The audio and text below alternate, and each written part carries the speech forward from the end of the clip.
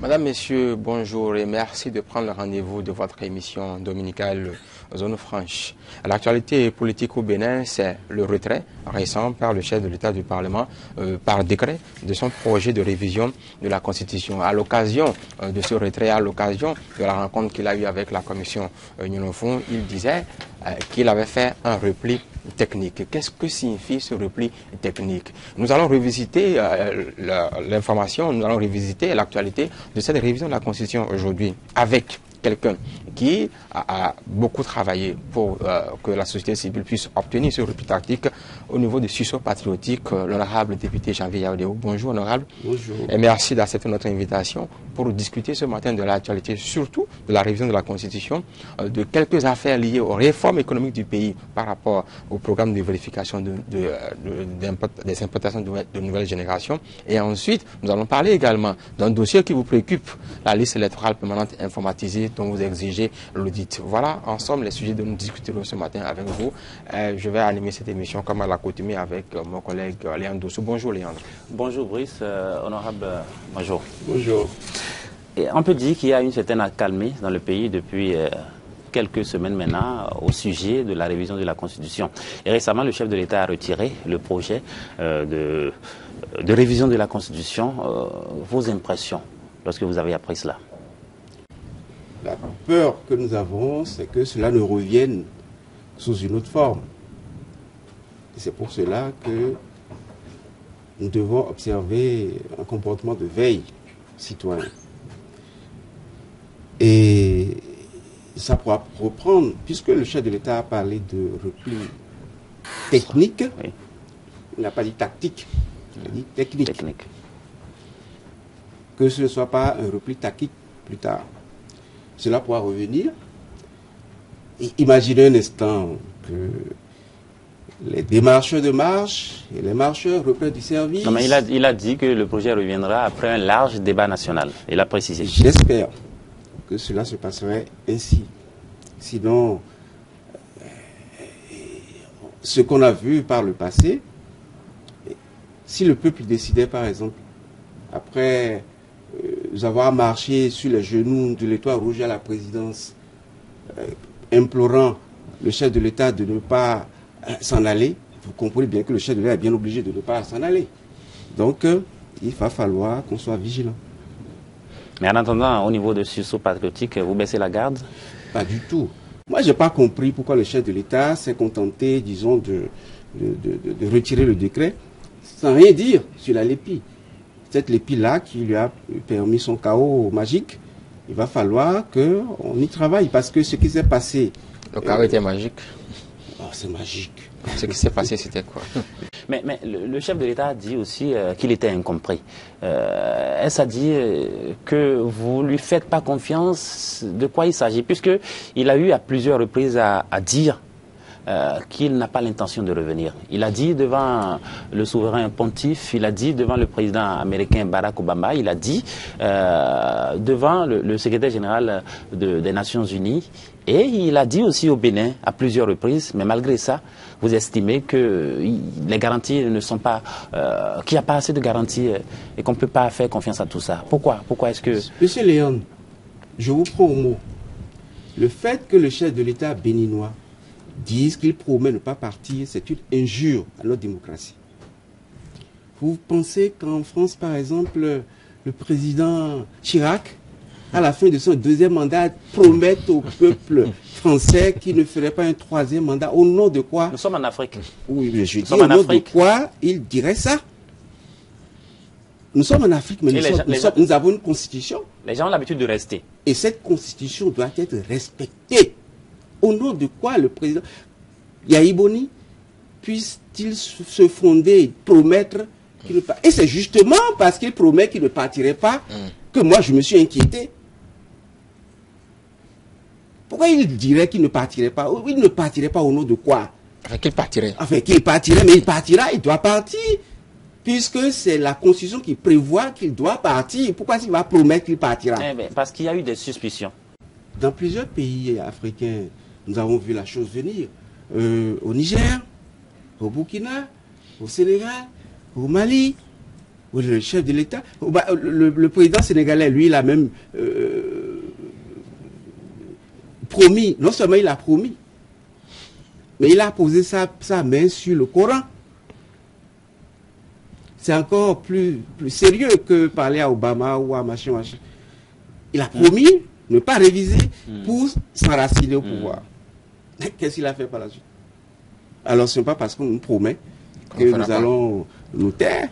Pas du tout, tout au contraire, c'est ça qui devait nous édifier et nous réconforter dans notre position, disons, de crainte. Donc en fait, honorable Yaoundé, ce qui posait problème, ce n'est pas tellement les corrections techniques qu'on devrait faire sur les textes constitutionnels, mais c'est la crainte que, à la faveur d'une révision validée, le chef d'État en place puisse être candidat à nouveau à sa succession. Est-ce que c'est beaucoup plus ça qui vous posait problème? C'est beaucoup plus ça. C'est-à-dire que toute œuvre humaine est forcément imparfaite et mérite des corrections.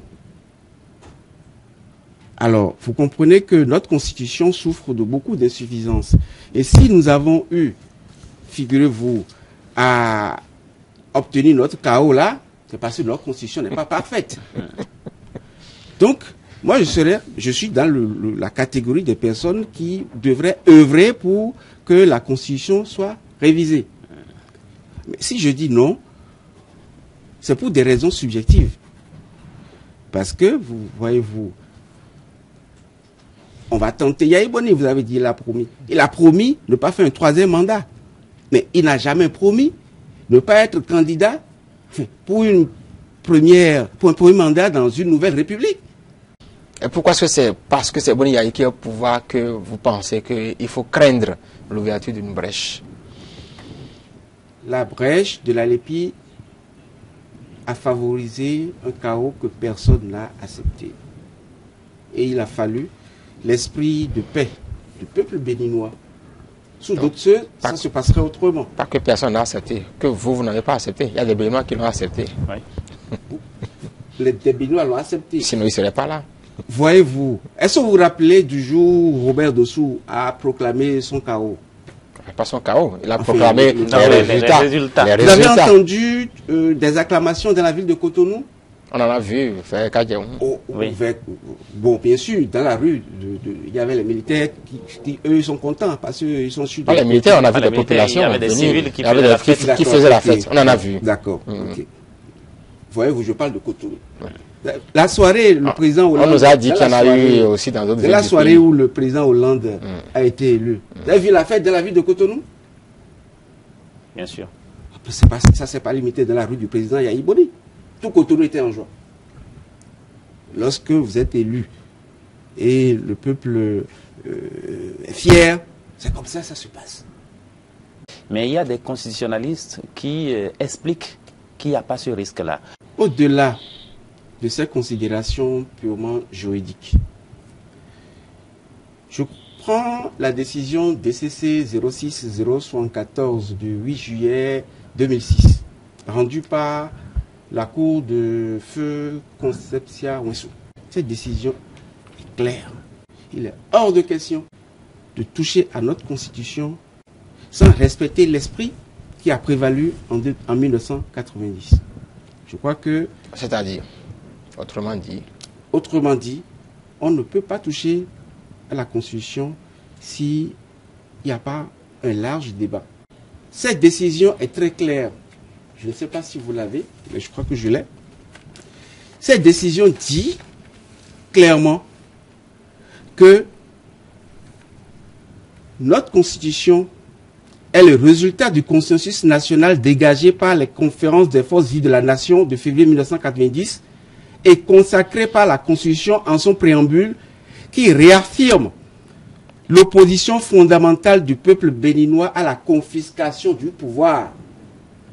Et que, même si la Constitution a prévu les modalités de sa propre révision, la détermination du peuple béninois à créer un état de droit et de démocratie pluraliste, la sauvegarde de la sécurité juridique et de la cohésion nationale commande que toute révision tienne compte des idéaux qui ont présidé à l'adoption de la Constitution du 11 décembre 1990, notamment le consensus national, principe à valeur constitutionnelle. Je crois que le français est très... Alors, qu'est-ce que le consensus national? Comment on l'obtient? Comment on obtient le consensus national? Quelles sont les règles d'appréciation? Jusqu'à quel niveau de débat, de discussion et de consensus, par quelle couche ou quelle autre structure de la société, on peut finir par dire oui, à ce niveau il y a consensus, non, à ce niveau il n'y a pas encore consensus? Je n'oserais pas me hasarder sur ce terrain, surtout que le président Robert Dossou nous a interdit qu'il n'y a que les juristes pour parler de cette affaire de révision. Alors, je ne sais pas si vous avez pris l'autorisation auprès de Robert Dossou. Il n'a pas interdit. Bon, alors, si lui, il a pu parler de l'AEPI, alors qu'il n'est pas informaticien, qui nous permettent, nous autres informaticiens, de parler de la Constitution sans être juriste. Alors, pour ce faire, je voudrais dire ceci. À mon avis, je n'ai que mon avis, on est parti pour une conférence nationale qui n'en dit pas réellement son nom.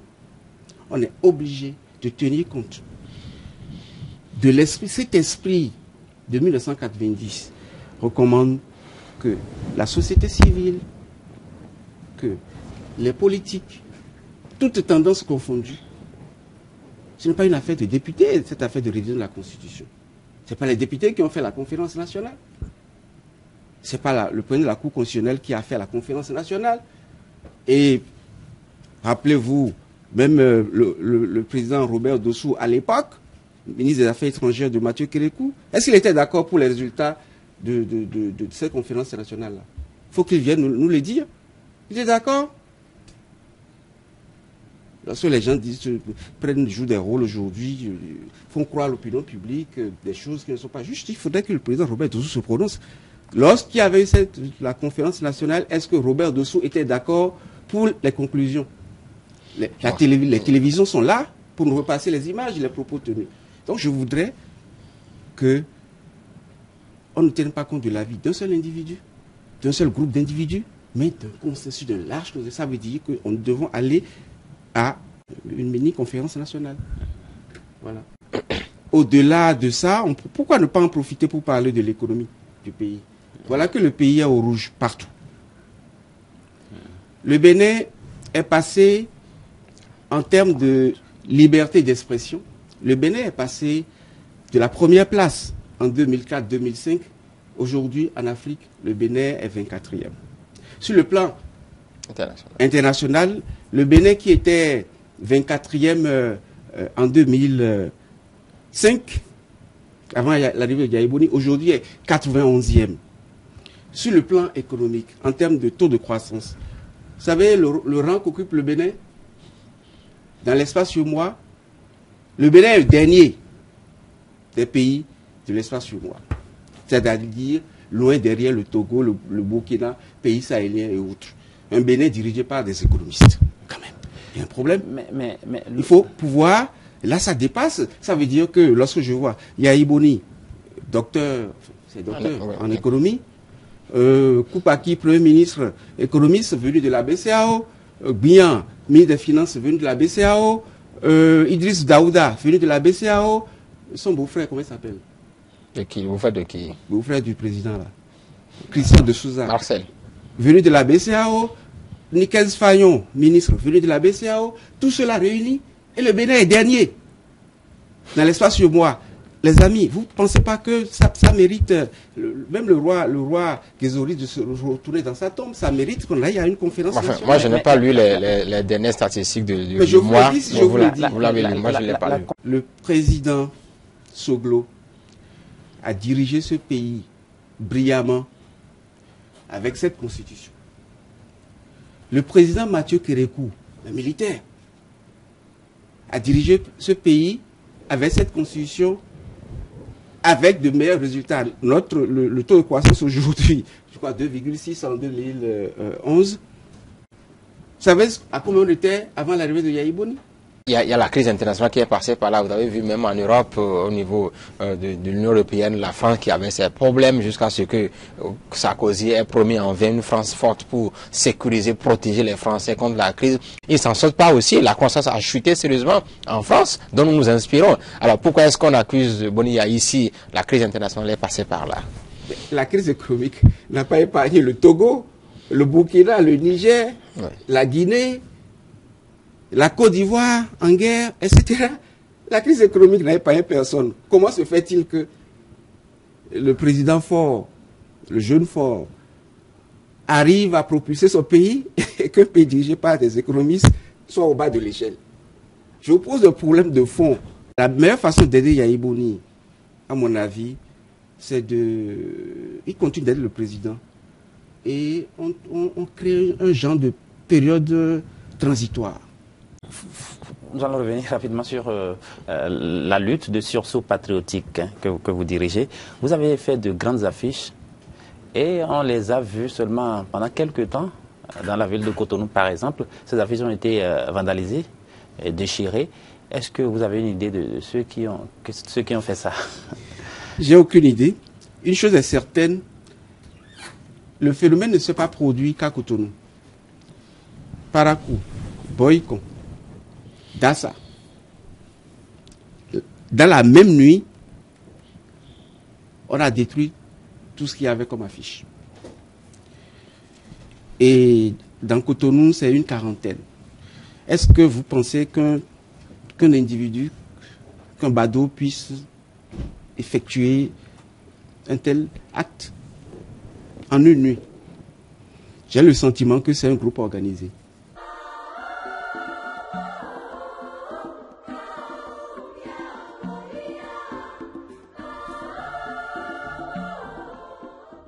Par rapport aux réformes économiques, il y a plusieurs chantiers aussi. Parlons du chantier programme de vérification des importations nouvelle génération. Et à ce niveau aussi, peut-être que le repli, il nous dira quelle expression il faut utiliser si ce n'est pas technique, mais il semble aussi qu'on est en train de faire machine arrière. Alors, le gouvernement a décidé récemment de la révision, de la suspension du contrat avec Bénin Contrôle dans l'optique de sa révision. Qu'est-ce que vous dites de cette attitude du gouvernement, de cette décision du gouvernement? J'ai suivi avec grand intérêt la sortie médiatique de Bénin Contrôle il y a quelques jours. Et j'ai noté que, contrairement à ce que au son de cloche du gouvernement,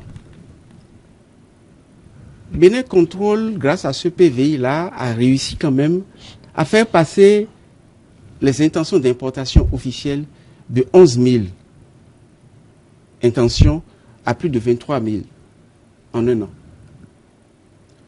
J'ai noté qu'en termes, disons, de statistiques, de recettes douanières, lorsqu'on compare les chiffres du premier trimestre 2010, qui étaient de 43 milliards, aux chiffres du premier trimestre 2012, on est à 65 milliards pour la même période. Au même moment, on nous dit que ce PVI est mauvais.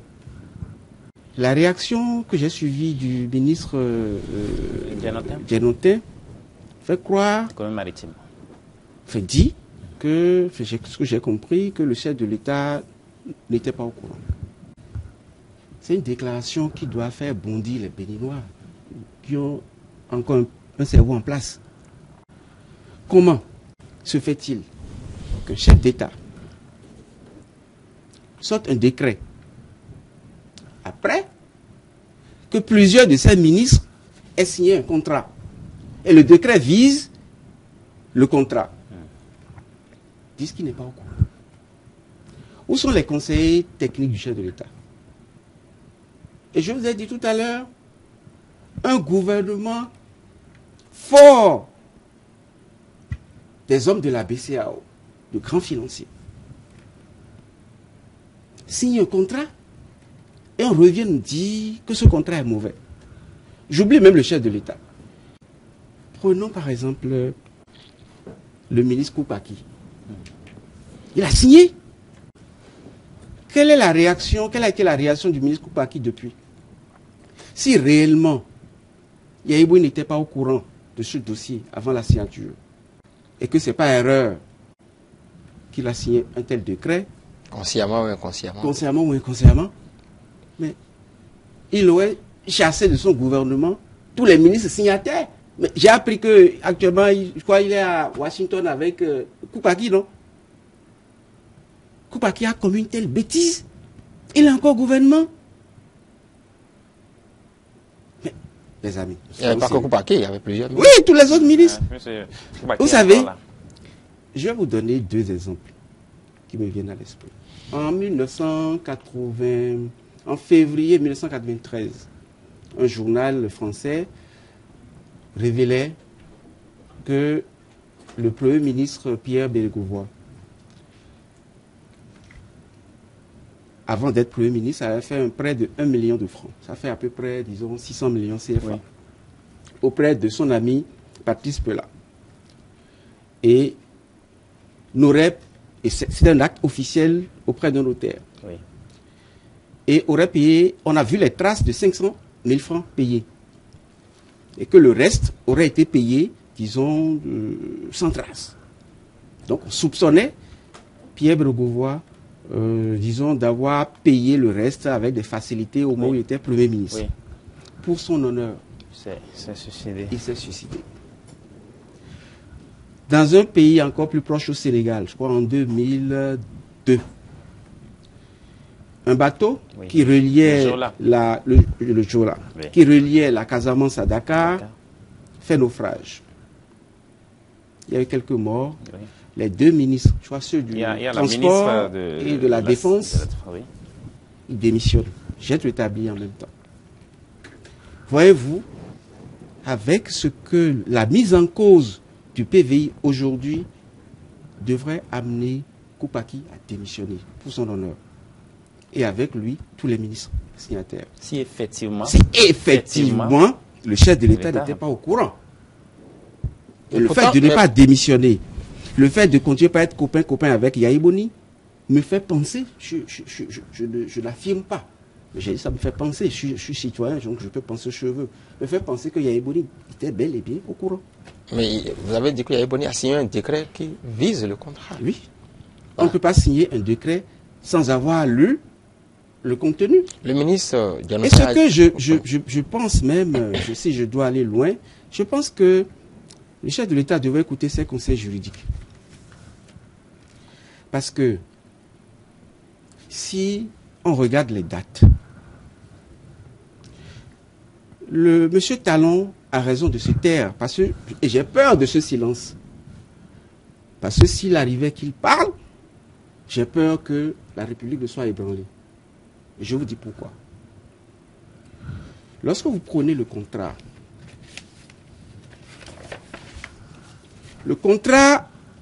qui lie Bénin Contrôle au gouvernement béninois a été signé le 9 février 2011, sachant que les élections présidentielles étaient prévues pour fin février et finalement c'était début mars. Au nom de quoi un président sortant pourrait-il faire accepter la signature d'un tel contrat à la veille, à sa sortie, à quelques semaines de sa sortie? Il était sûr de passer et il engage la République sur 16 ans sans réfléchir. Il y a un problème. Le décret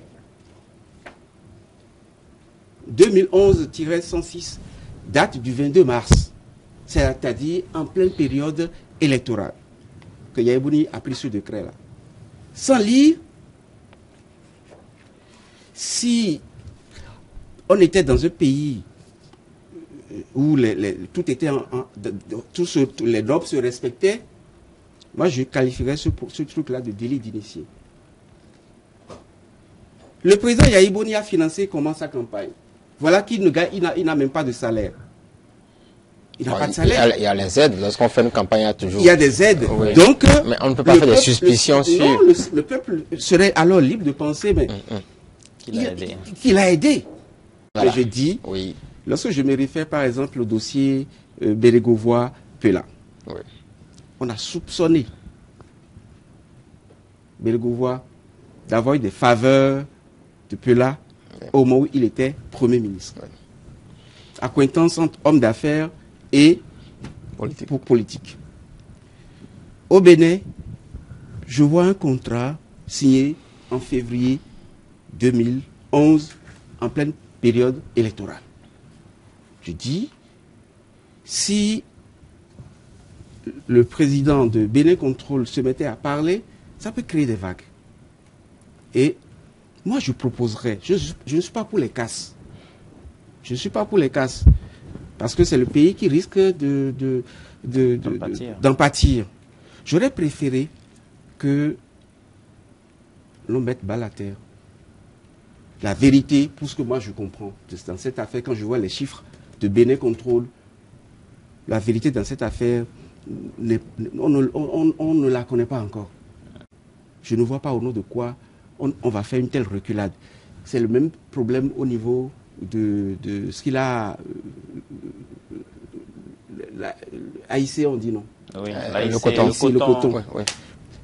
C'est l'État qui gérait. Et c'était tellement mal géré qu'à l'époque, en 1990, les gens trouvaient qu'il vaut mieux confier au privé. Aujourd'hui, on trouve que les privés ont tellement mal fait. On repart à la case départ. Ce que les gens ont construit pendant des années. On prend un décret, hop, on annule. C'est pas possible. On ne peut pas gérer un pays avec des décisions prises à la va-vite. C'est pas possible. C'est pas la va-vite. On a dit que l'AIC n'a pas bien fait les choses. La gestion de l'approvisionnement il faut toujours la polémique par rapport au tonnage. Et on a fait commettre des experts internationaux qui ont fait une enquête. On a dit que l'AIC fait mal les choses. Le président Soglo a réussi à faire passer la production cotonnière de 90 000 tonnes à près de 600 000 tonnes à son départ. Dites-moi, c'est un problème, évitons les problèmes de personnes, c'est un problème dans un système, dans un mécanisme, il faut chercher la panne, la petite panne. Ce n'est pas tout le système, lorsque votre véhicule a un problème, une panne, vous ne jetez pas le véhicule quand même. Vous allez rechercher l'organe qui est en dysfonctionnement et vous corrigez. Chassez le naturel et il revient au grand galop. Les douaniers mauvais de Yaïbouni, d'hier, c'est eux qui sont bons aujourd'hui. Pour combien de temps? Les mêmes problèmes se posent. Vous voulez dire que ce n'est pas fini? Mais ce n'est certainement pas fini. On en a mangé avec Yaïbouni qu'on change de comportement. Le Maroc, par exemple, tourne autour de plus de 3 000 millions de dollars américains. Vous savez, le Bénin est à peine à 22 millions. Le Maroc, classé pays émergent, est à plus de 3 000 et le Bénin est à peine à 20. On dit Bénin émergent. Bon, on accepte.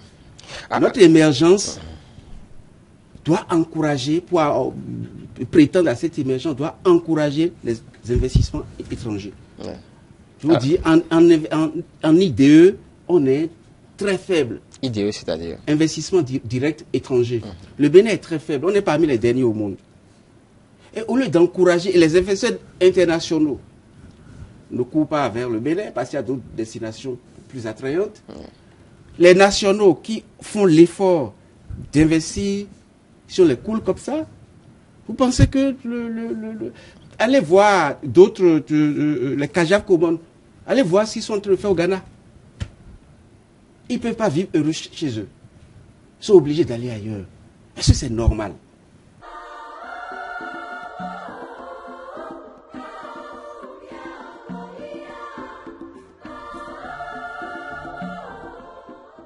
Tiens, la liste électorale permanente informatisée, vous en parliez un peu déjà.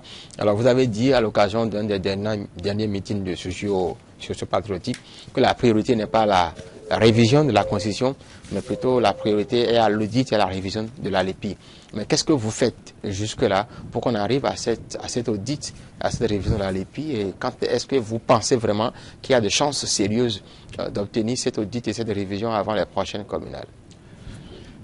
Nous ne pouvons que sensibiliser le chef de l'État et son gouvernement sur la question. Je disais tantôt que, quand bien même la LEPI était bancale et qu'on a pu sortir de cette affaire de cette fameuse élection présidentielle, on a pu se débrouiller avec les élections législatives, mais ça se passera mal si on maintient cette LEPI pour les élections communales. Ça se passera mal comment? Parce que des élections communales, c'est une guerre entre frères. Avec cette LEPI, figurez-vous, il y a certains de mes électeurs qui sont d'un arrondissement donné, mais qui ont retrouvé leur nom à 10 km. Oui. Comme c'est dans la même circonscription électorale, certains candidats louaient des bâchers pour déplacer donc les leurs vers les bureaux de vote. Parce que qu'ils votent dans l'arrondissement A ou dans l'ensemble B, ça revient au même. Imaginez un instant que ma maman se retrouve dans un autre arrondissement alors que je suis candidat dans mon arrondissement A. Elle ne pourra pas voter pour moi. Et le phénomène ne se produit pas à faible échelle. C'est des milliers de cas. Alors imaginez le désordre, que les candidats se retrouvent dans l'incapacité d'obtenir des suffrages de leurs propres parents.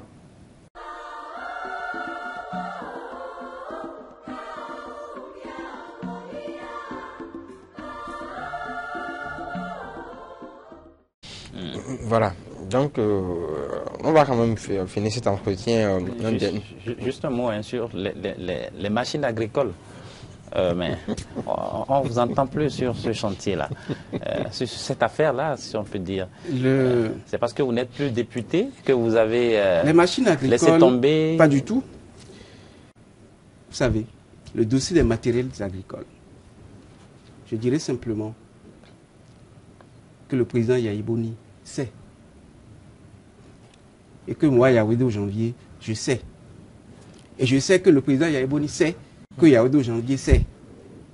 Et Yaoundé Janvier sait que le président Yahi Boni sait que Yaoundé Janvier sait. C'est déjà très important. On n'a pas besoin de réparer, on n'a pas besoin de faire rendre gorge. Qui va rendre gorge? Est-ce qu'il y a eu un problème? Quelqu'un a perdu quelque chose? C'est quoi notre problème? Je reviendrai là-dessus. Soyez tranquille.